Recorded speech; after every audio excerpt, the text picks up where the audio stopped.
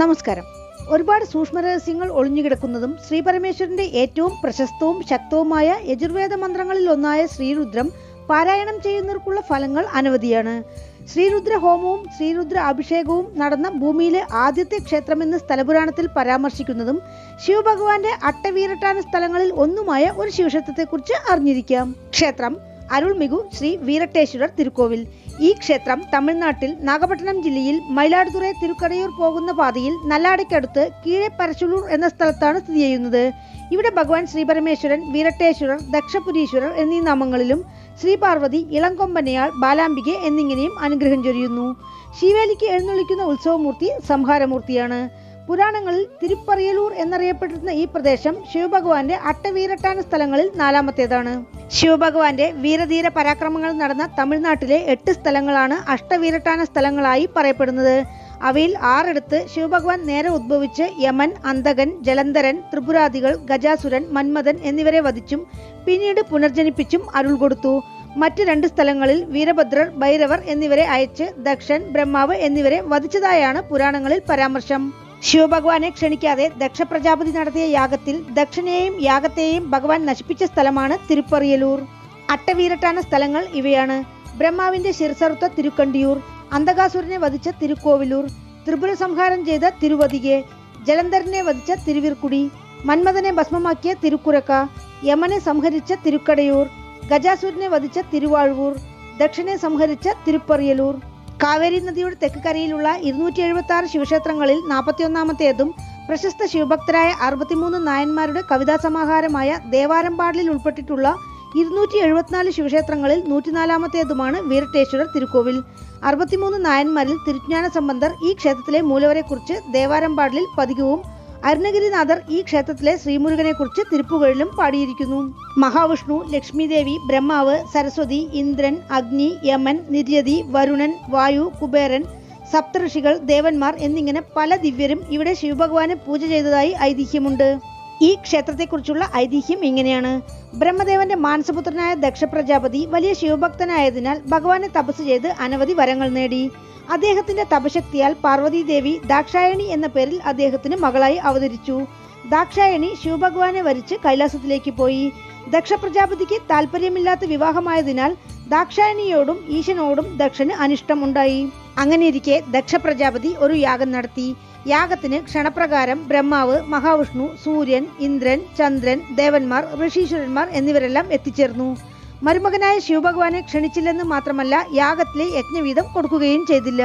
ഇതറിഞ്ഞ ദാക്ഷായണി ഈ അനീതിക്കെതിരെ പിതാവിനോട് ചോദിക്കാനായി ശിവഭഗവാന്റെ എതിർപ്പിനെ മറികടന്ന് യാഗശാലയിലേക്ക് പോയി ദക്ഷനാൽ അപമാനിതയായി. ഈ യാഗം ഫലവത്താവില്ല എന്ന് ദക്ഷനെ ശപിച്ചുകൊണ്ട് ഭഗവാന്റെ അടുത്തേക്ക് പോകാതെ ദാക്ഷായണി യാഗകുണ്ഡത്തിൽ തന്റെ ജീവൻ ആത്മാഹുതി ചെയ്തു. വിവരങ്ങൾ മനസ്സിലാക്കിയ ശിവഭഗവാൻ ദക്ഷന് നൽകിയ വരങ്ങളെല്ലാം തിരിച്ചെടുത്ത് തന്റെ അംശമായ വീരഭദ്രരെ അയച്ച് യാഗവും ദക്ഷ പ്രജാപതിയുടെ ശിരസും എരിച്ചു. അവിടെ സന്നിഹിതരായിരുന്ന സകലരെയും ഏതോ ഒരു വിധത്തിൽ കുറവുള്ളവരാക്കി ശിക്ഷിച്ചു. ദക്ഷ പ്രജാപതിയുടെ പത്നി തന്റെ പതിയുടെ ജീവൻ തിരിച്ചു കിട്ടാനായി ഇവിടെ ശിവഭഗവാന് പൂജ ചെയ്തു. ഭഗവാൻ ദക്ഷന് ജീവൻ കൊടുത്ത് ശിരസിന്റെ സ്ഥാനത്ത് ഒരാടിന്റെ തല വെച്ചു കൊടുത്തു. തന്റെ തെറ്റ് മനസ്സിലാക്കിയ ദക്ഷൻ ആടിന്റെ തലയോടെ ഭഗവാനെ സ്തുതിച്ച് കീർത്തനം പാടി. ആടിന്റെ തലയായതിനാൽ ദക്ഷന്റെ ശബ്ദം ആടിന്റെ ശബ്ദം പോലെ മേ എന്നവസാനിച്ചു കീർത്തനങ്ങളിലെല്ലാം എന്നാണ് പറയുന്നത്. ശ്രീ പരമേശ്വരൻ സന്തോഷത്തോടെ ആ സ്തുതികളെല്ലാം ഏറ്റെടുത്ത് അത് രുദ്രത്തിന്റെ ഭാഗമായി തീരും എന്നരുൾ കൊടുത്തു. അതിനാൽ ശ്രീരുദ്രത്തിന്റെ ആദ്യ പകുതി നമോ എന്നാവർത്തിച്ചു വരുന്നതിനാൽ നമകം എന്നും രണ്ടാമത്തെ പകുതി ചമേ എന്നാവർത്തിച്ചു വരുന്നതിനാൽ ചമകം എന്നും അറിയപ്പെട്ടു. ദക്ഷ പ്രജാപതി ഇവിടെ ശിവഭഗവാന് രുദ്രഹോമവും രുദ്രാഭിഷേകവും നടത്തി. ഭൂമിയിൽ ആദ്യമായി ശിവഭഗവാന് രുദ്രാഭിഷേകവും രുദ്രഹോമവും തുടങ്ങിയത് ഈ ക്ഷേത്രത്തിൽ നിന്നാണെന്നാണ് സ്ഥലപുരാണത്തിൽ പരാമർശിച്ചിരിക്കുന്നത്. ആരൊരാൾ പുരുഷസൂക്തത്തോടൊപ്പം നമകവും ചമകവും വിധിപ്രകാരം പാരായണം ചെയ്യുന്നുവോ അവർക്ക് ബ്രഹ്മലോകത്തിൽ ഇടം നിശ്ചയം എന്നാണ് വിശ്വാസം. ദക്ഷ പ്രജാപതി ഈ സ്ഥലം യാഗം നടത്താൻ തിരഞ്ഞെടുത്തതിനാൽ ഇവിടം ദക്ഷപുരി എന്നും ഭഗവാൻ ദക്ഷന് കൊടുത്ത വരങ്ങൾ തിരിച്ചെടുത്തതിനാൽ തിരുപ്പറിയലൂർ എന്നും അറിയപ്പെട്ടു. തമിഴിൽ പറുതൽ എന്നാൽ തിരിച്ചെടുക്കുക എന്നാണ് അർത്ഥം.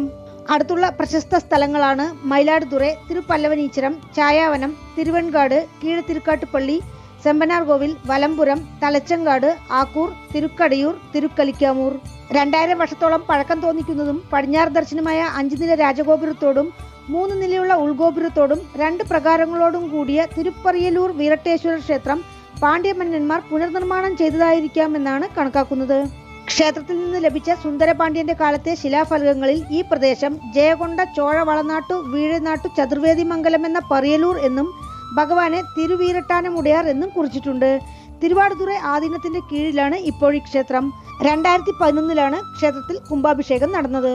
രാജഗോപുരം കടന്ന് അകത്തേക്ക് പ്രവേശിച്ചാൽ നന്ദി ഭഗവാൻ, ബലിപീഠം, കൊടിമര വിനായകർ. പക്ഷേ കൊടിമരമില്ല. പ്രകാരത്തെ വലം വരുമ്പോൾ വിനായകർ, മഹാലക്ഷ്മി, ഭൈരവർ, നാൽവർ. രണ്ടാമത്തെ ഗോപുരം കടന്നാൽ ഉൾപ്രകാരത്തിൽ വിനായകർ, വിശ്വനാഥർ, വിശാലാക്ഷി, സൂര്യൻ, നർത്തന വിനായകർ, ദക്ഷിണാമൂർത്തി, ലിംഗോദ്ഭവർ, ബ്രഹ്മാവ്, ദുർഗ, ചണ്ഡേശ്വരർ. സംഹാരമൂർത്തിക്ക് അടുത്ത് നടരാജർ സഭ. മയിലിന്റെ മേൽ ഒരു കാൽ അമർത്തിവെച്ച് നിൽക്കുന്ന രൂപത്തിലാണ് സുബ്രഹ്മണ്യർ. മഹാമണ്ഡപത്തിന്റെ വടക്കിലാണ് വീരഭദ്രർ സന്നിധി. മഴു, ശൂലം, കത്തി, കേടയം, കപാലം, മണിമാല എന്നിവയേന്തി 8 കരങ്ങളോടെ തെക്ക് ദർശനമായി നിലകൊള്ളുന്നു. കാലടിയിൽ വീണുകിടക്കുന്ന ദക്ഷൻ. വീരഭദ്രർ പലർക്കും കുലദൈവമാണ്. ആദിപരാശക്തിയുടെ അംശമായ ഭദ്രകാളിയാണ് വീരഭദ്രരുടെ ദേവി. ചൊവ്വാഴ്ച വീരഭദ്രവ്രതം എടുത്ത് ചന്ദനാഭിഷേകം നടത്തി ചുവപ്പ് വർണ്ണ മലരുകളാൽ അർച്ചന ചെയ്താൽ ശത്രുഭയം നീങ്ങും. ഐപ്പശി അഷ്ടമി വ്രതം, മഹാ അഷ്ടമി വ്രതം എന്ന വീരഭദ്ര വ്രതമെടുത്ത് തുമ്പ, നന്ദ്യാർവട്ടം പോലെയുള്ള വെൺമലരുകളാൽ ഭഗവാന് അർച്ചന ചെയ്താൽ കുടുംബത്തിൽ സന്തതികൾക്ക് അഭിവൃദ്ധി ഉണ്ടാകുമെന്നാണ് വിശ്വാസം. പ്രധാന കരുവറയിൽ ശ്രീ പരമേശ്വരൻ ചന്ദ്രപീഠത്തിൽ സ്വയംഭൂ ശിവലിംഗമായി വീരട്ടേശ്വരർ എന്ന നാമത്തിൽ പടിഞ്ഞാറ് ദർശനമായി അനുഗ്രഹം ചൊരിയുന്നു. കരുവറ ചുവരിൽ ആടിന്റെ തലയോടെ ദക്ഷൻ ശിവപൂജ ചെയ്യുന്ന ചുവർ ശില്പമുണ്ട്. ഈ ക്ഷേത്രത്തിൽ ഭൈരവർക്ക് അർദ്ധയാമ പൂജയാണ് വിശേഷം. ഇവിടം സന്ദർശിച്ച് പ്രാർത്ഥിച്ചാൽ മനസ്സിലുള്ള ഭയം മാറും, ശത്രുക്കളോടുള്ള പക നീങ്ങും, മനസമാധാനം ലഭിക്കും എന്നിങ്ങനെയാണ് ഫലങ്ങൾ. ദേവി ശ്രീ പാർവതി, ഇളംകൊമ്പനിയാൾ, ബാലാംബികെ എന്നീ നാമങ്ങളിൽ 4 കരങ്ങളോടെ പ്രത്യേകം സന്നിധിയിൽ പുഞ്ചിരിച്ചുകൊണ്ട് അനുഗ്രഹദായിനിയായി നിലകൊള്ളുന്നു. ഈ ക്ഷേത്രത്തിൽ ഭഗവാനും ദേവിക്കും വസ്ത്രം ചാർത്തി പ്രാർത്ഥിച്ചാൽ തടസ്സങ്ങളെല്ലാം മാറുമെന്നാണ് വിശ്വാസം. ക്ഷേത്രവൃക്ഷം പ്ലാവ്, വില്വം. ക്ഷേത്രതീർത്ഥം ഉത്തരവേദി, ശിവഗംഗെ, ചന്ദ്രപുഷ്കരണി. കാരണ ആഗമവിധി പ്രകാരമുള്ള 4 കാല പൂജകളാണ് ക്ഷേത്രത്തിൽ അനുഷ്ഠിക്കുന്നത്. അമാവാസി, പ്രദോഷം എന്നീ നാളുകൾ കൂടാതെ തമിഴ് പുതുവർഷത്തിൽ സംഹാരമൂർത്തിക്ക് രുദ്രാഭിഷേകം, ഐപ്പശി അന്നാഭിഷേകം, മാർഗഴി തിരുവാതിര, മകരസംക്രാന്തി, ആണിമാസം അശ്വതിയിലും ഐപ്പശി മാസം അഷ്ടമിയിലും തൈമാസം പൗർണമിയിലും പുരട്ടാസി മാസം ചതുർത്ഥിയിലും രുദ്രാഭിഷേകം, ശിവരാത്രി എന്നിവയാണ് ക്ഷേത്രത്തിലെ മുഖ്യ ഉത്സവങ്ങൾ. പൂജാസമയം രാവിലെ 8 മണി മുതൽ ഉച്ചയ്ക്ക് 12 മണി വരെ, വൈകുന്നേരം 5 മണി മുതൽ രാത്രി 8 മണി വരെ. ക്ഷേത്രത്തിലേക്ക് എത്തുവാൻ മയിലാടുതുറയിൽ നിന്ന് 13 കിലോമീറ്റർ, സീർഗാഴിയിൽ നിന്ന് 23 കിലോമീറ്റർ, പരശലൂരിൽ നിന്ന് 2 കിലോമീറ്റർ. അടുത്തുള്ള റെയിൽവേ സ്റ്റേഷൻ മയിലാടുതുറ. വീണ്ടും അടുത്ത വീഡിയോയിൽ കാണാം. നന്ദി.